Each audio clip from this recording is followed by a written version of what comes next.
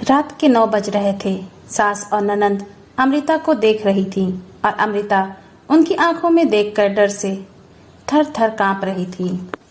उसकी सास चिल्लाकर बोली, तुम्हारी हिम्मत कैसे हुई मेरे ही घर में ऐसे कुछ करने की? 4 दिन भी नहीं हुए मेरे घर में आए तुम्हें और खुद को मालकिन समझने लगी क्या? आने दो मेरे बेटे को, तुम्हारे हाथ पैर तोड़ने के लिए नहीं कहा तो मेरा नाम भी सुनैना नहीं। आज क्या हुआ क्या पता। सास जितनी निर्दयी थी उतना ही निर्दयी अपने बेटे को भी कर दिया था। हर एक नई दुल्हन अपने पति के घर आने के लिए राह देखती है, पर अमृता वह तो उसके पति की राह भी कभी नहीं देखती थी, क्योंकि वह अपने पति से बहुत डरती थी। मन ही मन में भगवान का जाप जप रही थी कि उसका पति आज घर पर आए ही नहीं। पर जब तक उसका पति घर पर ना आए तब तक उसे उसकी सास खाना खाने नहीं देगी। इतनी निर्दयी उसकी सास ने रसोई घर को ताला लगा रखा था। ऐसा क्या हुआ था कि सुनैना अमृता को इस प्रकार का दुख दे रही थी? और अमृता के पति मतलब अजय का ऐसा क्यों स्वभाव था कि नई दुल्हन होकर भी वह अपने पति की राह नहीं देखती थी? अमृता की शादी अजय से 5 महीने पहले हुई थी। अमृता के माँ बाप नहीं थे। 12वीं की पढ़ाई होते ही उसके चाचा चाची ने उसकी शादी करवा दी। अमृता की जिम्मेदारी से उसके चाचा चाची मुक्त हो गए। उसकी चाची ने उसकी शादी के बाद के त्योहार भी मनाए नहीं। उसे 4 दिन के लिए मायके में त्योहार मनाने के लिए बुलाया भी नहीं। उसकी शादी करके जिम्मेदारी से मुक्त हो गए थे बस। अमृता के ससुराल में उसकी सास सुनैना, पति अजय और नंद मोनिका, जिसकी शादी पक्की करके सगाई कर दी थी। छोटा सा परिवार था। सुखी और शांतिपूर्ण गृहस्थी के सपना लेकर अमृता इस घर में आई थी। पर सपना तो सपना ही होता है। हर समय सपना सच होना कम मुमकिन होता है। उसका भी सुखी गृहस्थी का सपना तो सपना ही रह गया। अमृता की उम्र 18 की पूर्ण हो गई थी और अजय 30 का था। दोनों के बीच में 12 साल का अंतर था। सास सुनैना ने अमृता के लिए 10 नियम बनाए थे। सुबह 4 बजे उठकर पूरे घर की साफ सफाई करना, बाद में नहाकर भगवान की पूजा करने के बाद में रसोई में जाना, हमेशा सर पर पल्लू रहना, सबसे पहले खाना ना खाना, मतलब सबके खाने के बाद ही अमृता खा सकती थी। ऐसे और भी कितने नियम कायदे सुनैना ने अमृता के लिए बनाए थे। अमृता को यह नियम पालन करने ही पड़ते थे। पर अभी उम्र ही क्या थी उसकी। उस वक्त उसके हाथ से अगर भूल हो भी जाती तो उसका पति या उसकी सास या फिर उसकी ननंद उसे सजा देते ही देते थे। उसे मारने की भी कोई कमी नहीं रखते थे।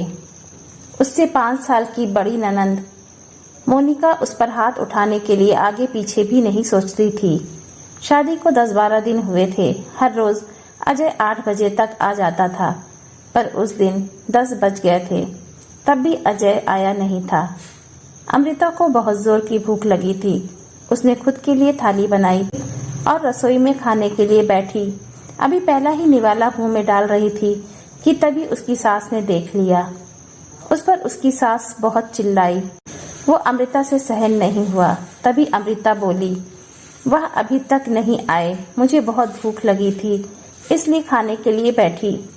सास कुछ बोलने वाली थी, तभी मोनिका आगे आई और अमृता को चाटा मार दिया।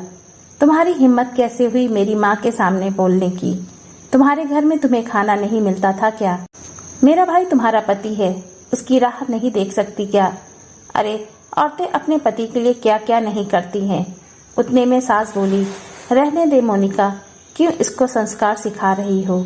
माँ बाप तो रहे नहीं और चाचा चाची ने ऐसी लड़की हमारे पल्ले बांध दी। रहने दे तू, चल बाहर। मैं ही रसोई में ताला लगा देती हूँ और उसे रसोई से बाहर ढकेल कर ताला लगाती हूँ। अमृता आंखों में आंसू लेकर बस देखती रह गई। 11:30 बजे अजय घर आया। तभी सुनैना और मोनिका ने मिर्च मसाला लगाकर अमृता के खिलाफ अजय को भड़काया। वह तो माँ का भक्त। इतना ही सुनकर उसने गुस्से में आकर अमृता को थप्पड़ मारा। उसे उस दिन भी खाना मिला नहीं। अभी आज की ही बात ले लो। अमृता रसोई घर में खाना बनाकर सुनैना और मोनिका को खाना दे रही थी। दोनों हॉल में टीवी देखते देखते खाना खा रही थी और इधर अमृता एक एक गरम गरम रोटी उनको परोस रही थी। आज सुबह अमृता को सिर्फ एक ही रोटी उसके सास ने खाने को दी थी। अमृता को बहुत जोर की भूख लग रही थी, पर अजय तो 10 बजे के पहले आने वाला नहीं था। पर अमृता को भूख सहन नहीं हो रही थी। सास और मोनिका का खाना खाने के पहले रसोई घर को ताला लगाने से पहले अमृता ने जल्दी से रोटी अपने पल्लू में बांध कर रख ली। जब माँ बेटी का खाना होने के बाद उन्होंने अमृता को बाहर निकालकर रसोई घर पर ताला लगा दिया और दोनों उनके रूम में आराम करने के लिए निकल गईं। उसने पल्लू में बंधी हुई रोटी निकाली और रोटी वैसे ही बिना सब्जी के खाने लगी। रोटी खाते खाते उसके आंखों से आंसू बह रहे थे। उसका स्वाभिमान इस बात के लिए रजामंदी नहीं दे रहा था, लेकिन क्या करे, यह भी उसे समझ नहीं आ रहा था। ठीक उसी समय सुनैना कोई काम के लिए उधर आई और उसने अमृता को रोटी खाते हुए देख लिया। बस फिर क्या होगा, तमाशा चालू हो गया और उस वजह से अमृता भगवान से प्रार्थना कर रही थी कि अजय घर पर आए ही नहीं। क्या पता आज वो क्या करेगा। शादी के बाद इनके ही सामने खाना खाया था, तब भी थप्पड़ मारा था, पर आज तो रोटी चुरा कर खा रही थी। थोड़ी देर बाद अजय घर पर आया तो अमृता का दिल जोर जोर से धड़कने लगा। डर के मारे पसीने से भीग गई। कुछ ही मिनटों बाद अचानक से अजय का जोर से आवाज आया, अमृता जल्दी बाहर आओ। अमृता डरकर थर थर कांपते हुए बाहर आई। देखा तो सास अभी भी शेर की तरह उसकी तरफ देखकर गुर्रा रही थी। मोनिका भी मन ही मन मुस्कुरा कर देख रही थी और अजय, उसकी आंखें खून के जैसे गुस्से से लाल हो गई थी। जैसे ही अमृता अजय के सामने आई, उसने उसके बालों को पकड़कर जोर से ढकेल दिया। आह! अमृता बहुत जोर से चिल्लाई। तेरी इतनी हिम्मत हो गई कि तू अपने ही घर में चोरी करती है। रुक, तुझे तो मैं अभी दिखाता हूँ। बोलते बोलते अजय ने अपने कमर का बेल्ट निकाला और अमृता को मारने लगा। अमृता जोर जोर से रोते हुए, दर्द से चिल्लाते हुए उससे माफी मांग रही थी, पर उसके पति और घर में रहने वाले 2 औरतों को उसकी दया नहीं आई। अमृता को सहन नहीं हो रहा था। तभी उसने अजय को धक्का दिया और घर के बाहर भागने लगी। तभी, अरे पकड़ो उसे, बाहर कहाँ चली? सुनैना अजय को बोली। तभी अजय बोला, जाने दो माँ, भाग भाग कर कहाँ जाएगी? कहाँ उसे पालने के लिए उसके मायके वाले हैं जो उसे संभाल लेंगे। आएगी वापस घूम के यहीं पर, जाने दो उसे। पहले मुझे खाना परोसो, मुझे बहुत भूख लगी है। अजय का बोलना सुनकर सुनैना ने अजय को खाना दिया और आज भी सभी खाने के लिए बैठे, पर अमृता की याद किसी को नहीं आई। बाद में थोड़ी देर बाद अमृता घर में आई। उसे देखकर तीनों राक्षस जैसे हंसते हुए उसके सामने खड़े हुए। आ गई क्या वापस महारानी? क्या हुआ, मायके वालों ने घर में नहीं लिया? सुनैना ने उसे टोंट मारा। तभी अजय उसे बोला, जब तक तुम मेरे पैरों में अपनी नाक नहीं रगड़ती तब तक मैं तुम्हें घर के अंदर आने नहीं दूंगा। मुझे धक्का देकर चली गई थी ना?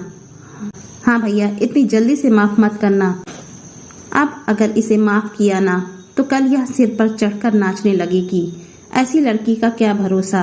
अरे भरोसा तो अभी हमें तुम पर भी नहीं रहा। जो अपनी भाभी का सम्मान नहीं कर सकती, वह लड़की हमारे घर का क्या मान बढ़ाएगी? अचानक अमृता की पीठ के पीछे से मोनिका के होने वाले ससुर की आवाज आई और वह अंदर आए। उन्हें देखते ही तीनों के चेहरे का रंग ही उड़ गया।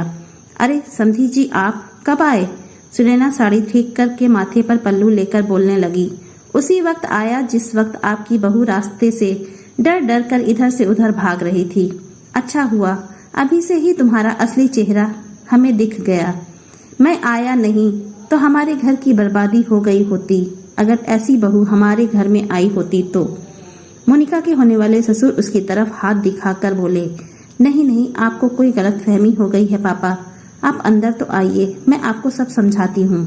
मोनिका ऐसे बोली तो उसके ससुर बोले, कौन से पापा, किसके पापा? माफ करो, हमें अब आपके साथ कोई भी रिश्ता नहीं करना, और जो आपको समझाना है ना वो बाहर खड़े पुलिस को बताना।